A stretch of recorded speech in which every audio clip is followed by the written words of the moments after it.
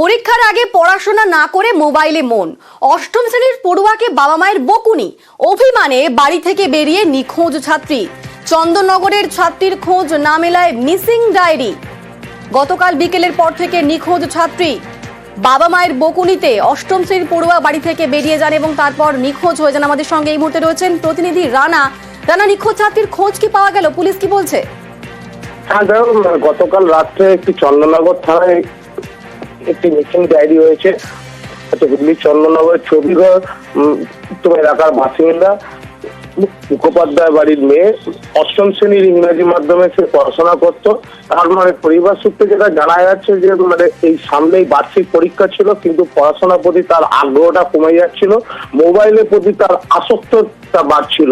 এই নিয়ে বাড়িতে কালকে সকালে বকাবকি করেছিল বাবা ও মা, এবং তারপরই বিকেল নাগাদ সে বাড়ি থেকে কাউকে না বলে সে বেরিয়ে যায়। রাতে বিভিন্ন জায়গায় সারা সন্ধ্যে তারা খোঁজাখুঁজি করে চন্দননগর সব আশপাশের এলাকায়। রাতে চন্দননগর থানায় অভিযোগ দায়ের হয়েছে, একটি মিসিং ডায়েরি হয়েছে। কিন্তু মেয়েটির কাছে যেহেতু মোবাইল ফোন না থাকার ফলে পুলিশ তাকে টাওয়ারও লোকেশন করতে পারছে না যে সে কোন লোকেশনে যেতে পারে। সেই নিয়ে পুলিশ তদন্ত শুরু করেছে, তবে এখনো পর্যন্ত মেয়েটার কোনো খোঁজ পাওয়া যায়নি। বেশ, ধন্যবাদ রানা। দরজা খুলে ও বেরিয়ে চলে গেছে। এবার আমার ছেলের একটা পোস্ট চিঠি এসেছে, নিচে নেমে দেখে সব দরজা সব হাঁ করে খোলা। তারপরেতে ও হুড়কোটা খুলে ও দেখলো যে সেইখান থেকে এখনো চলছে মিসিং, এখনো পাওয়া যায়নি। কারণ তো কিছু বোঝা যাচ্ছে না। পরীক্ষার আগে তো একটু বকাবকি তো পড়েই। ও তো শুয়ে আছে 11টা অবধি, ওর মা বলেছে উঠে পড়াশোনা কর। বললাম যে দেখ, যা স্কুলে যা, এখন রিভিশন হচ্ছে, রিভিশনগুলো তো দরকার।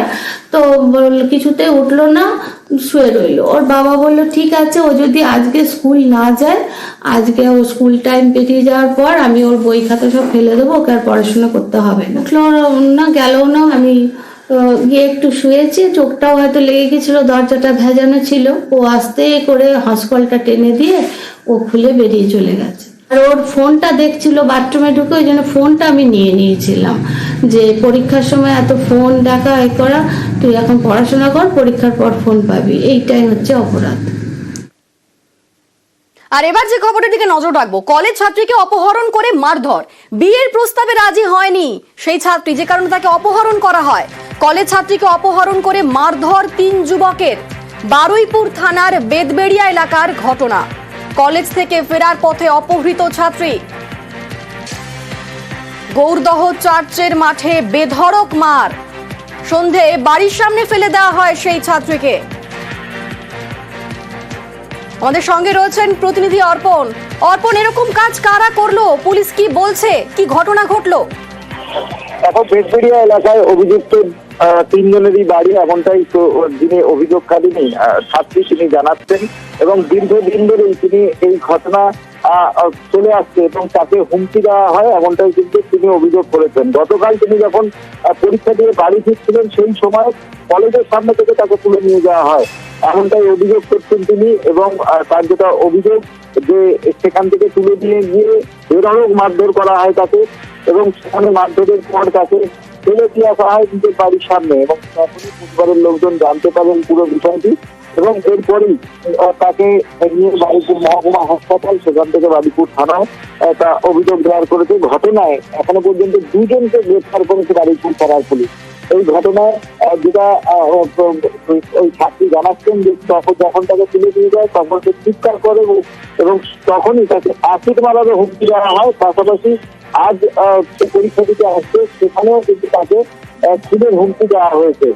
এই ঘটনায় হাসপাতাল মৃত্যু যার সরাসরি দান করেছে এলাকায় তার বাড়ি, স্বাস্থ্য পরীক্ষা সহ তার 2 জন সঙ্গী ছিল বলে অভিযোগ করা হয়েছে। ঘটনার 2 জনকে গ্রেফতার করা হয়েছে, এবং এই ঘটনার পিছনে কি কারণ রয়েছে তা খতিয়ে দেখতে বারুইপুর থানার পুলিশ।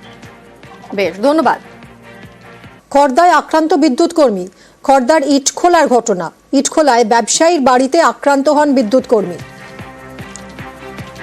বিল না মেটানোয় ব্যবস্থা বিদ্যুৎ দফতরের। বিদ্যুতের লাইন কাটার পরই বিল জমা দেন ব্যবসায়ী।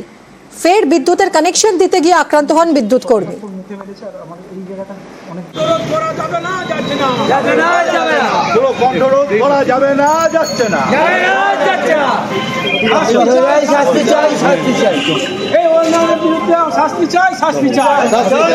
কথা বলবো আমাদের প্রতিনিধি সুবীরের সঙ্গে। সুবীর, এই বিদ্যুৎ কর্মীকে হামলার মুখে পড়তে হলো কেন, কি ঘটেছিল? আমরা আবারও যোগাযোগের চেষ্টা করব। খড়দার ইট খোলার খবর দেখাচ্ছি আপনাদের। মাসের পর মাস বিদ্যুতের বিল মেটাননি ব্যবসায়ী, তার কানেকশন কেটে দেওয়া হয় এবং তারপরে বিল মিটিয়ে দেন ব্যবসায়ী, এবং যখন ফের কানেকশন দিতে যান বিদ্যুৎ কর্মী তার বাড়িতে, তখনই তাকে আক্রমণ করা হয়। আক্রান্ত বিদ্যুৎ কর্মী, তিনি আহত অবস্থায় এখন হাসপাতালে ভর্তি।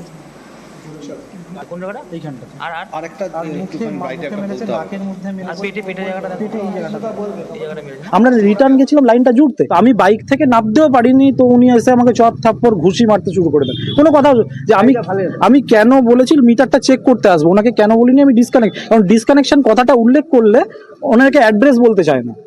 অ্যাড্রেস যখন বাড়ির ঠিকানা এইটা, উনি অ্যাড্রেস ফোন কেটে দেয়, তো মিটার চেয়ে এবার ওনার বাড়ির লোকের সঙ্গে কথা হয়েছে। ওনার অভিযোগ কি আমি বাড়িতে ঢুকে, আমরা কিন্তু কেউ বাড়িতে ঢুকি না, কারণ আমরা মিটার বাইরে আমরা ওদের বাড়িতে ঢুকবো কেন? আমার গাড়িটা ফেলে দেয়, ফেলে দিয়ে আমাকে মুখে মাথার মধ্যে পেটের মধ্যে ঘুষি মারে। জলপাইগুড়িতে সরকারি প্রাইমারি স্কুলে স্মার্ট ক্লাস, এর জন্য সরকার বাড়তি টাকা দেয়নি, টাকা দিয়েছেন শিক্ষকরা। নিজেদের মাইনের টাকায় কিনেছেন স্মার্ট টিভি, প্রজেক্টর। শিক্ষকদের বক্তব্য, স্মার্ট ক্লাস চালু হওয়ায় আগ্রহ বাড়ছে পড়ুয়াদের, স্কুলে পড়ুয়ার সংখ্যাও বাড়ছে।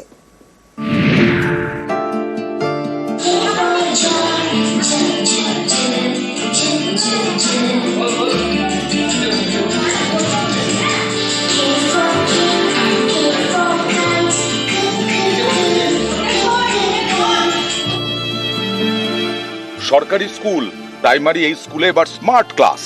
টিভিতে কার্টুন দেখিয়ে শেখানো হচ্ছে ছড়া। নিজেদের বেতনের টাকা দিয়ে স্মার্ট ক্লাসের ব্যবস্থা করেছেন শিক্ষকরা।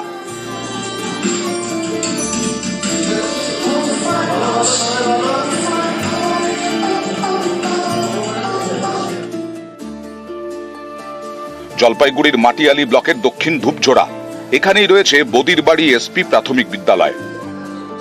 পড়ুয়া 42 জন, শিক্ষকের সংখ্যা 4। সম্প্রতি স্কুলে শুরু হয়েছে স্মার্ট ক্লাস। শিক্ষকরা জানিয়েছেন তাদের বেতনের টাকায় কেনা হয়েছে স্মার্ট টিভি, প্রজেক্টর এবং সাউন্ড সিস্টেম, নেওয়া হয়েছে ইন্টারনেট, এই সব দিয়ে চলছে ক্লাস। আমি তো এগুলো বইয়ে দেখছি, আজকে আমি এগুলো নতুন দেখলাম। আচ্ছা, কেমন লাগতেছে? ভালো। ভালো। তো এগুলো দেখতে কি রোজ স্কুলে আসবা? হ্যাঁ। রোজ আসবে এখন? হ্যাঁ। বাড়িতে এরকম দেখো বাড়িতে? না। আচ্ছা, এখন স্কুলে দেখতেছো আর কি? হ্যাঁ, ভালোভাবে দেখতেছি, ভালোভাবে পড়াশোনা করবো। আচ্ছা, করে একটু আনন্দ তো করতে হবে বাচ্চারা। হ্যাঁ, এই জিনিসটা হলে খুবই ভালো, তাই বাচ্চারা আসতে চাইবে। আচ্ছা আচ্ছা আচ্ছা। তো আপনি কি এখন বাচ্চাকে রোজ পাঠাবেন স্কুলে? হ্যাঁ। প্রাইমারি স্কুলে স্মার্ট ক্লাস, এতে এই স্কুলে পড়ুয়াদের আগ্রহ বাড়ছে।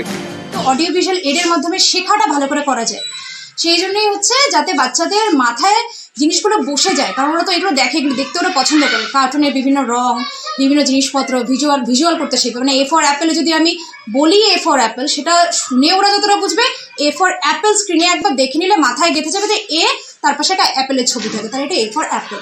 এভাবে ওদের বুঝতে সুবিধা হবে, সেই জন্য অডিও ভিজুয়াল এডটা আমাদের স্কুলে ইন্ট্রোডিউস করা হবে। জলপাইগুড়ি থেকে রকি চৌধুরী, নিউজ 18 বাংলা।